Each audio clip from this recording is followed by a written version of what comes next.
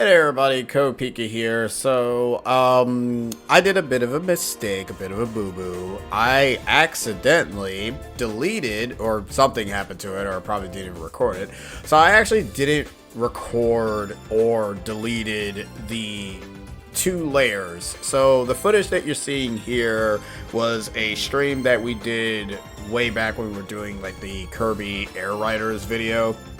So during that time, I actually stopped and decided to end up doing a speed run, a little bit of a mini speed run of Donkey Kong Bananza.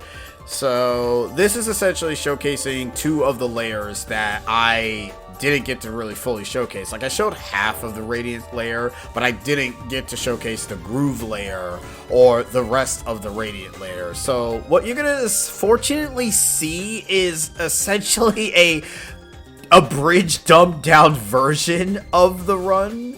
So sorry, but hey, at least I can kind of give my thoughts on this, because nowadays I'm trying, you know, this is a new year as this is getting brought up or getting posted, so I kind of want to end up doing like a little bit more of random videos for myself specifically, and just for, you know, our CodeChibi channel in general.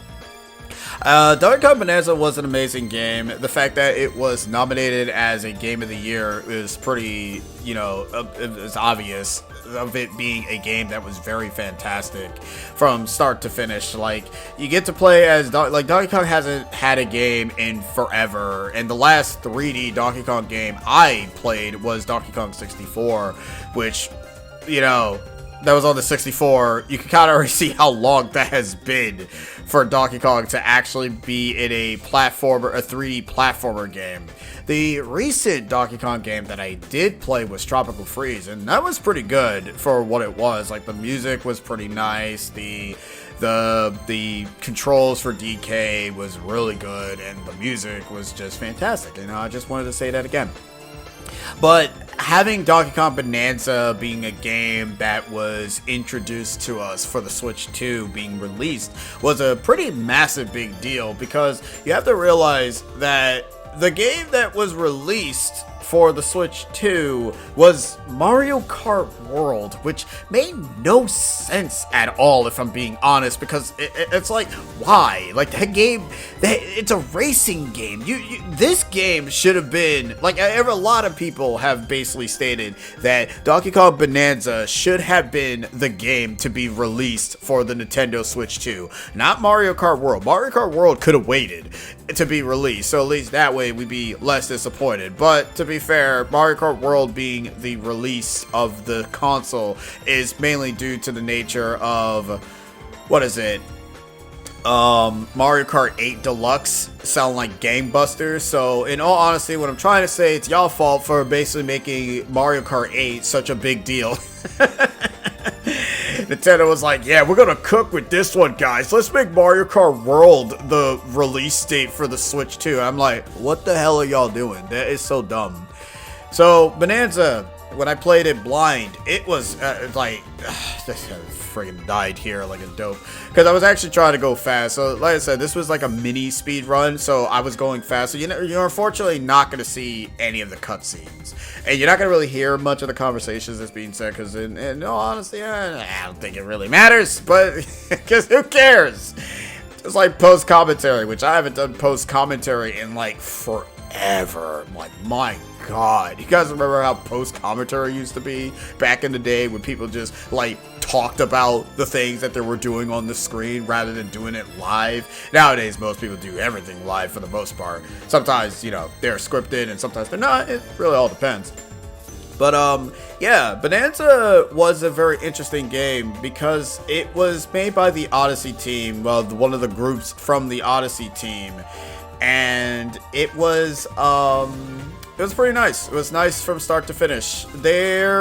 I'm not entirely sure if I can say that there's any problems with Bananza, because in all honesty, I can't really find any problems. Maybe, I guess the fossils are kind of a bit of a problem, because you have to kind of get them. If you want to 100% the game, you kind of have to get all of them. It kind of reminds me of you know, Mario Odyssey, when you have to grind for coins, which they never really bothered to even have a better advantage of that, to be able to get everything. But Bonanza, I feel that the fossils are not bad to get. There's maps that allows you to find them a little bit easier, and the outfits are fortunately are tied to the fossils, so you do have to collect them if you want to have like Pauline wearing outfits or DK wearing different breeches or ties and whatnot. And thankfully, unlike Mario Odyssey, where the outfits didn't really do anything except for minor moons where you have to wear specific outfits, at least in this game, when you're wearing a tie or breeches or whatever, they at least do something for DK and for Pauline. Like, Pauline also does something for DK as well. Like, they're beneficial. I do like that. Like, some people might be against that because it's like, oh man, I mean, I got no choice but to go ahead and get this outfit so that way I can actually get the advantage and stuff. And it's like, hey, look, it's better than microtransactions, am I right? Yeah. There's like a little detail that I do like that I'm gonna mention here. It's so weird. When you die, depending on where you die at, DK will have a statue be left behind, a golden statue, which is kind of interesting. And I discovered that when we were in the feast layer the first time, so that was pretty interesting. Made no damn sense to me as to why that happens, because kind of makes me think that when DK dies, like, what, the villain Void shows up and just turns him into gold or something like that. That's random. I do like the Bonanza transformations. Each of the transformations were pretty unique in their own way. This is actually the last Bonanza that we're getting, which is the Snake Bonanza. They didn't showcase the Snake Bonanza when the game was showcased before. They only showcased Ostrich, Kong Bonanza, and I think they Zebra. I think those are the only two that they showcased. So we knew about those Bonanzas, but you know, the game kind of gone a bit further, because this is further after the situation that happens with Void and everything, because Void ends up escaping and stuff, and he ended up coming here. I think one of my favorite things about the fossils, and bring it up now, is the little references that they have. You have in this layer, you have, I think it might be the banana birds from DKC3, the armadillo enemies from the country games, and the little orchids, or orchids, the little coral enemies. I don't know what they're called. The orchids? I think they're orchids? I don't know. The enemies there from DKC3, those enemies were always so annoying, especially the boss variation. In fact, the big version is actually the boss, the boss version, because the three fossils, the first one is usually the mini one, the second one is the slightly bigger variation, and then the last one is like the huge one. Now here we end up activating the Snake Bonanza, and I think this is when my friend tells me that you can just skip the tutorial of the Bonanza, and I'm just like, what? I didn't know that when I was doing my mini speed runs, because it would have helped out a great ass deal if I knew that. But hey, you know what? Obviously she's not gonna tell me that on the first playthrough, because it wouldn't make any sense to skip it on the first playthrough. But in the second and third and fourth, it's kinda wish I knew that. But yeah, it's pretty interesting of how the Bonanzas are used. Like, the Con Bonanza is used to basically break things faster because the Con Bonanza is more powerful. The Elephant Bonanza is so good because it allows you to suck up terrains, and considering if you're doing like collectibles and whatnot, it is a very useful Bonanza. Snake allows you to double jump, but it's also very useful in certain segments of the game, especially the later half of the game, where it's really useful when you don't have Zebra, because you can ignore Zebra Bonanza entirely. You do not need the Zebra Bonanza. Ostrich is really good too because of what it can do. And then there's Zebra is useful for just speeding through terrains that crumbles fast. But the problem is that I have with Zebra is its controls weird. It doesn't really have the best controls in my honest opinion. Overall though, even though the Bananzas are really good in terms of different types of situations, I have to admit. Like, they utilize them in such ways that amazes the crap out of me.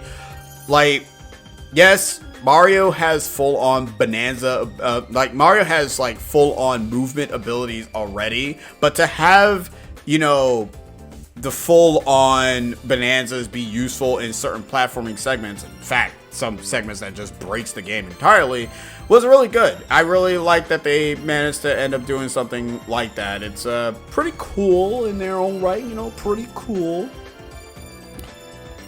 So I guess for right now, there's not much for me else. It's not much for me to really end up saying, except for the fact that, you know, maybe I should just let you guys just enjoy the rest of the video. Unfortunately, the quality is poop because it's coming from the Twitch VOD. It's not really coming from the actual VOD that was recorded off of my Elgato, so it kind of looks kind of crap, in my honest opinion. I can see the blurriness. When it comes to me, when I'm looking at things like this, it's a little bit bothersome. It doesn't really bother a lot of people for the most part. When you are a content creator and you are trying to make sure that the video does not look like ass, you kind of just try to do your best, and some people are fine with it, and that's fine. I know some people are here for the commentary, but god damn it, I don't like it when it looks like this. Anywho, I guess this is kind of the rest of it. I don't really know if I, you know, it's gonna be kind of weird because I don't know if I even spoil anything, so maybe I probably won't end up. I'll probably just keep continuing. You know what? How about I end up just basically just talking to you guys until like something else happens, because, you know, there's not much for me to really say, you know. But you know, so far, how was you guys this new year? What'd you guys do and everything? Did you guys end up having different New Year resolutions that you're looking forward to accomplishing, or are you not the kind of person that has New Year resolutions? Because you probably might be one of those people that might think that if you make one, you might not do it and you might disappoint yourself, and you obviously don't want to do that. You can always end up disappointing yourself in many ways whenever you try to promise something, but you try to do it as best as you can. So Poppy here, this fight is pretty interesting. So if you roll into her, it doesn't stop her. You have to physically punch her with DK's punches to actually knock her out. I find this out during this run here because I'm like, oh, I can't, because every time you roll, apparently it just stops her for whatever reason. So you have to roll and then you have to punch. But the problem is, you know, having low HP and lack of, like, no defense, she can pretty much kill you in, like, either 1 or 2 hits. Most of the bosses can kill you in 1 or 2 hits, but, you know, this fight in particular is a little bit annoying because she runs quickly and you have to roll as quickly as possible to be able to hit her. And if you don't hit her in time, well, you know, she's gonna knock you out, and that's not good. Like, you can stop her and do that, but that does nothing. So, yeah.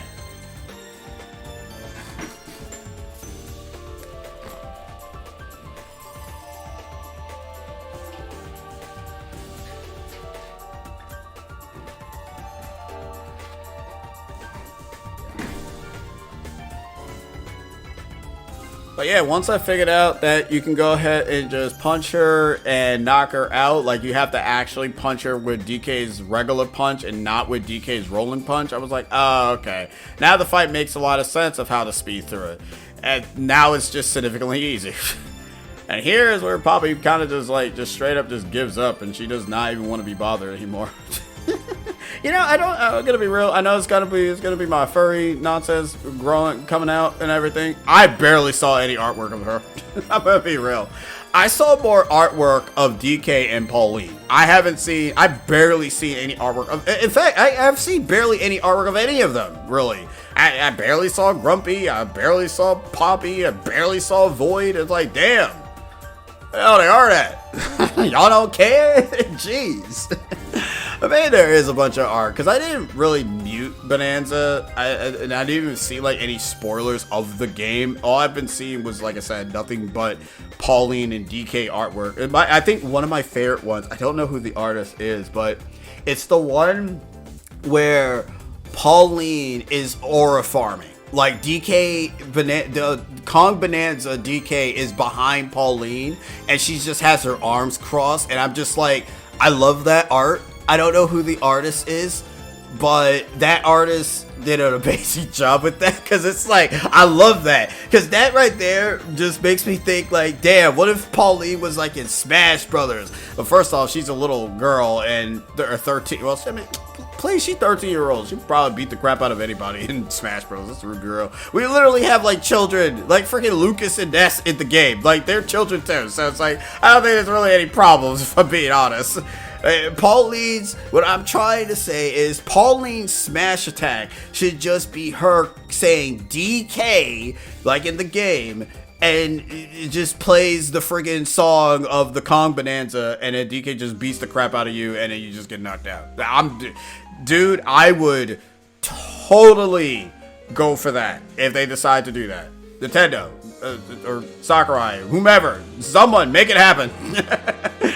Because I would be so down for that. So my dumbass decides to drop into the pit like a dope, realizing that I didn't do that right. So I take a lot of deaths, a lot of very mishap deaths, and obviously taking deaths when you're trying to speed run through the game is not ideal. You don't want to do that. And I make a lot of deaths. I make a lot of mishaps and falling here and there. Both Odyssey and Bananza are now both games that I can safely say I can play from start to finish. I think Bananza is just a little bit longer for now, until I can try to figure out how to minimize the deaths. I think I have to cut out all the deaths, and I also have to remember where to go and what to do. The bosses, depending on who they are, I need to also figure out how to kill them quickly. Like there's one particular boss that I need to definitely figure out how to beat quickly, because that boss in particular can be a very massive time waster. But what platformer boss isn't? I do like the bosses of how they're more so like, once you figure them out, you can basically take care of them without any issues. And I'd rather have bosses that are that, rather than having bosses that just takes forever. Because you have those games where, this is a dumb idea on my part. Yep, I don't know why I thought that was smart. But yeah, it's like, you don't want bosses to take too long. You want to keep going. And since Bananza, I feel, is a faster game than Odyssey, even though Odyssey is a shorter game than Bananza, I would admit. Because, like, Odyssey has, it has the Cap Kingdom, it has the Fossil Kingdom, then it has the Tostarita Kingdom, or the Sand Kingdom. Then after the Sand Kingdom, then you have a split, which you have the Lake Kingdom, then you have the Wooden Kingdom. After the Wooden Kingdom is then the, you're about to go to Metro Kingdom, but then you go to Lost Kingdom, which is, a fantastic game from FromSoft. You guys should play it. Then you go to Metro Kingdom. Then after Metro Kingdom, you then go to, I think it's Ice. And then it's the Resort Kingdom, which is not what it's called. Then after that is the Luncheon Kingdom. And then it's... after Luncheon, it's the Ruin Kingdom, which is at that point we're at 11. And after Ruin is Bowser's Kingdom, which is 12. And then it's the Final Kingdom, which is Moon, which is 13. So there's 13. And I think in this game, without giving too much away, I don't think there's 13 in this. I could be wrong, though. Like, I could be wrong. Because I don't want to name all of the layers, like I said, because I kind of, want to make it normal. So, this boss fight that we're coming up here, first off, I suck at it now. When I first played it, I actually managed to defeat him in the speedrun method, which, unexpectedly, I wasn't really going for that. So he managed to essentially beat himself. I didn't even have to do anything. He essentially just beat it himself, and I was like, huh, my girlfriend was very surprised that I beat this guy so quickly, because in reality, I was just playing, like I said, I was just playing the game casually, so I didn't know what was really going on or what you had to do. I didn't know that the ceilings had light sources on them, so I guess something must have happened where the he accidentally revealed himself somehow. I don't know how he did. He managed to just do that. So this is how. So yeah, I stupidly accidentally fall off like an idiot, and and then I get conked in the head and die. Oh lordy, man, this is what happens when you beat a boss so flawlessly the first time, and then every subsequent times he just does not play nice, and then you have to suffer and deal with it. It's very, very hilarious when you really think about it, and it's funny too, because I didn't even know there was like a mechanic in this fight.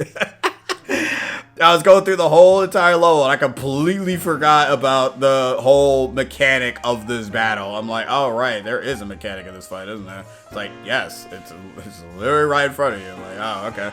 That makes sense. That makes a lot of sense now.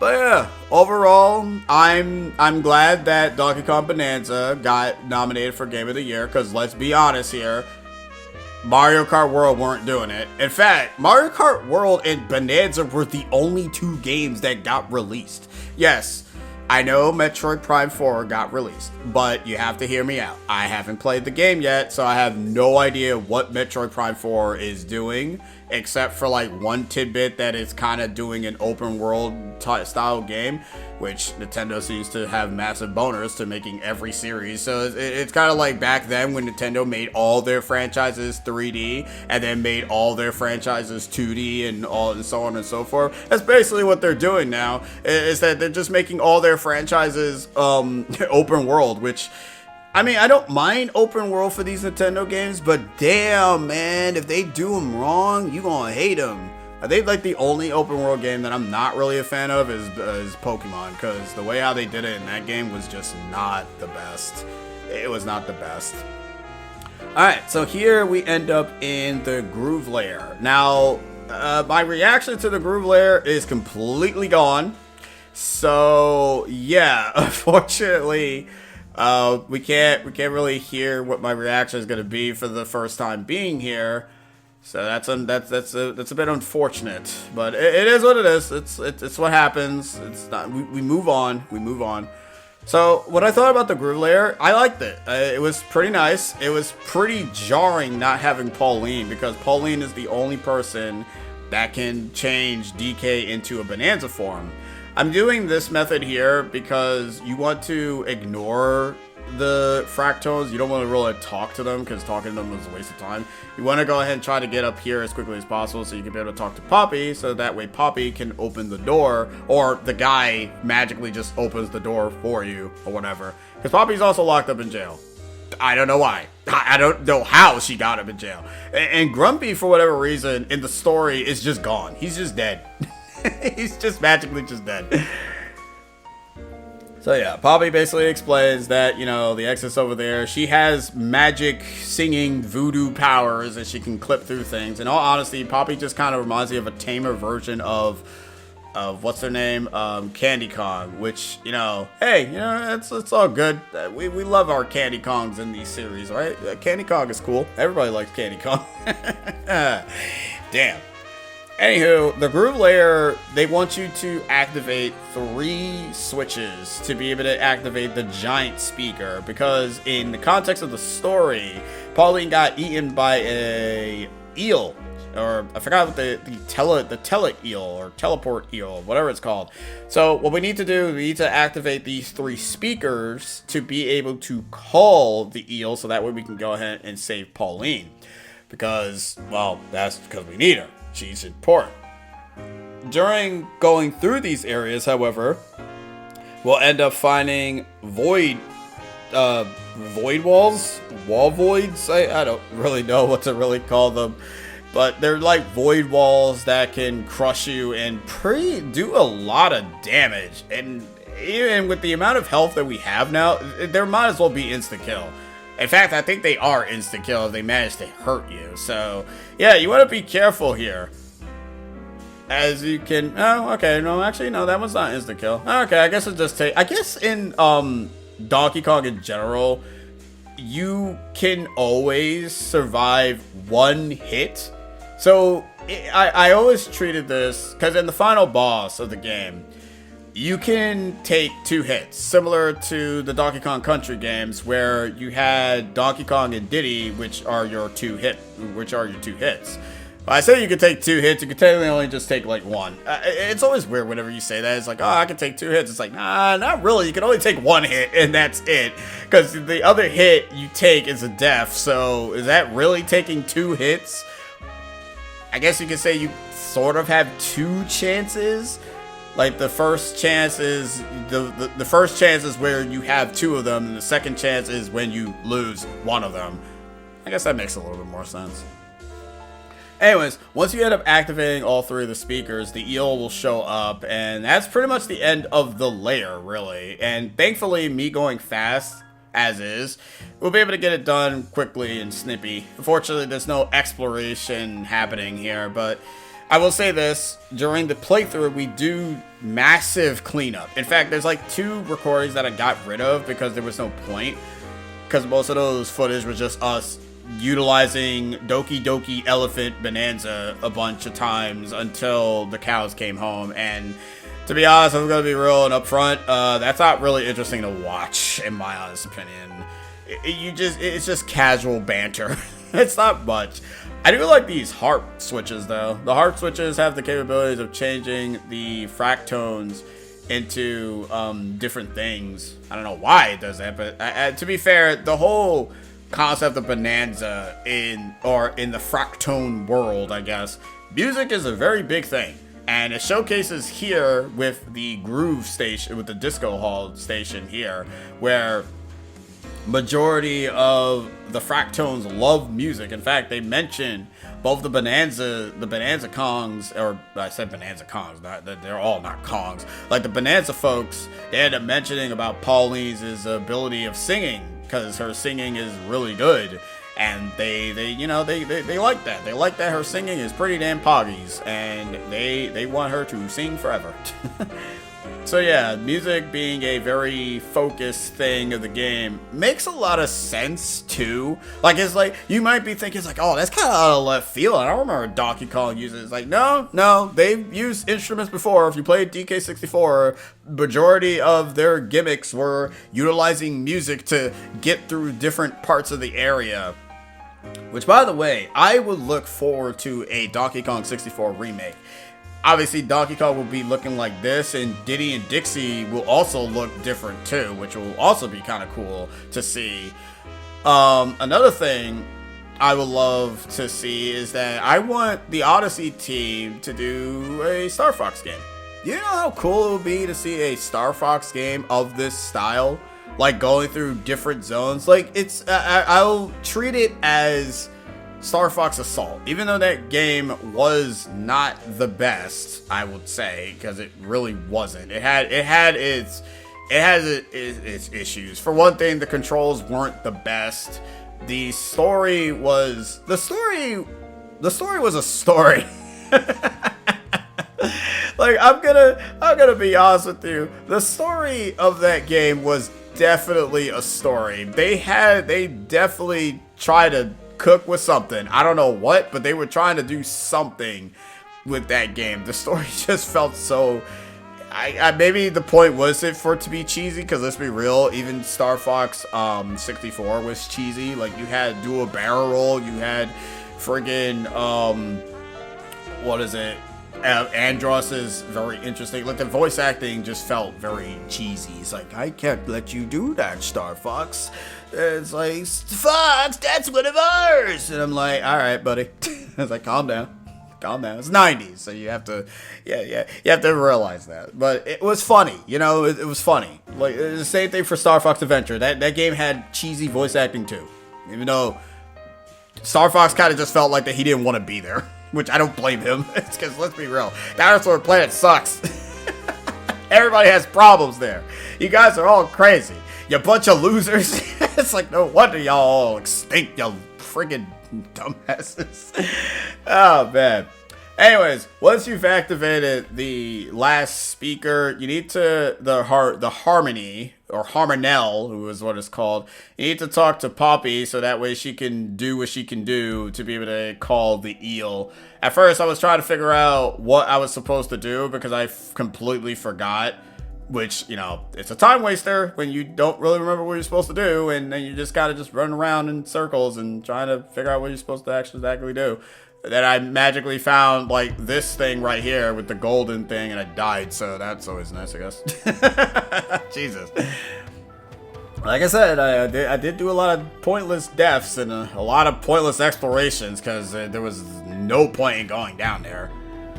I thought, like, talking to this, but then again, I guess I just did it. Yeah, I talked to that Fractone, and he told me to go over there, and I'm like, oh, okay, I was supposed to go there. I don't know if you're supposed to talk to that Fractone first and then talk to Poppy, or you can always just talk to Poppy straight up. But yeah, once you talk to Poppy, she ends up doing her thing, and then that's pretty much it. And that's pretty much the groove layer in a nutshell, really. And once you activate all 3 of the speakers, you do your drum beat one final time, and activates the speaker, and then the eel will allow you to jump into its mouth to be able to rescue Pauline, which apparently there's a time limit there, where if you don't rescue her in time, I don't know what happens. I guess she just dies or something, which is kind of morbid thinking about it now. So, yeah, that's it. But Poppy's pretty cool. Poppy Konga's pretty cool. She's nice. She is essentially like an actual worker, where she does not get paid, she does not do anything. Which, you know what? Mood. It's like, that is a very massive mood. It's like, wait a minute, I'm not getting paid? Oh, forget this, I'm out. But yeah, she gets reverted back into a stone for some reason. I mean, to be fair, there's like 4 void enemy tying her down. I guess this is like Void's way of trying to recapture her again. So, I guess there's that. There's also a bunch of vines that you gotta look out for. The goal is to basically punch the rocks in the general direction. I think it actually does matter where you're aiming. Yeah, okay. It actually does matter where you're aiming, because I don't think it really goes in that general direction. Anyways, and that's it for me. The rest of it is blind, but I'm sorry that I accidentally did a stupid. Anywho, I've been CodePika, and I'll see you guys next time. Laters.